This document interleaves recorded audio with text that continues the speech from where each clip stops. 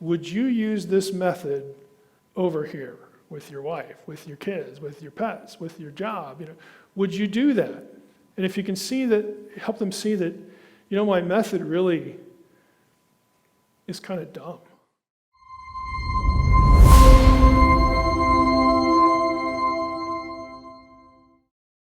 All of this goes back to we shouldn't allow people to criticize the Bible for not being what it was never intended to be.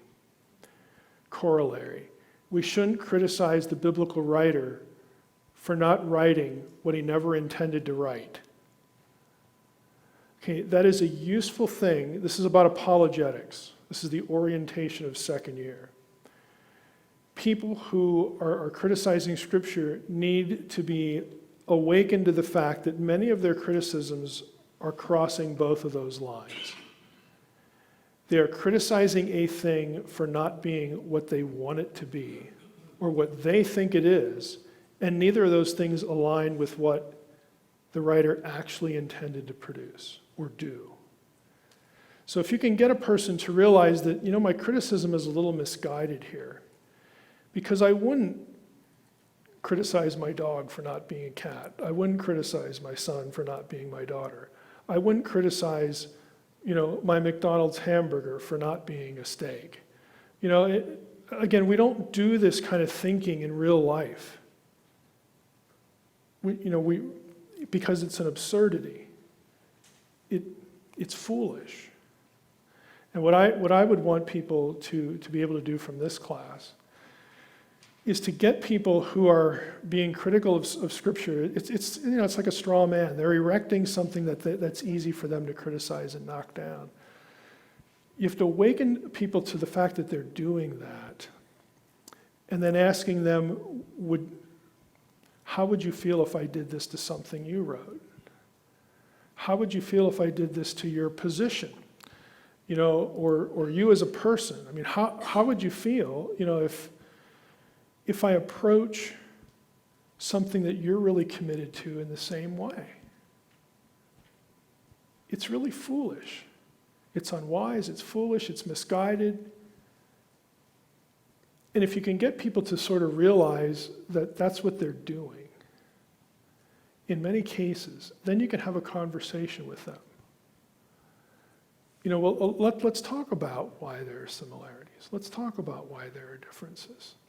These things are there, but they're not there for the reason you think they're there, and they didn't get there for in the way that you think they got there. So what I'm trying to do in the class is trying to give you sort of a platform for having better discussions than just shouting matches or trying to one-up someone with sources. They don't care about your sources. They're going to go find a source that trumps your source. There, I've got two and you've got one now.